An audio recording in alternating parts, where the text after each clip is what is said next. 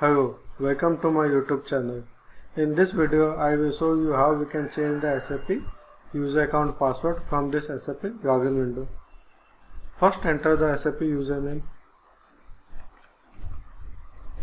Enter the current password of this user account.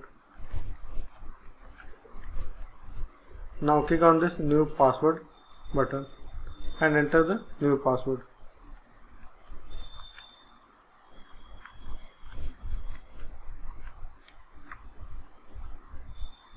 Okay. In this way, we can change the SAP user account password from the SAP login window.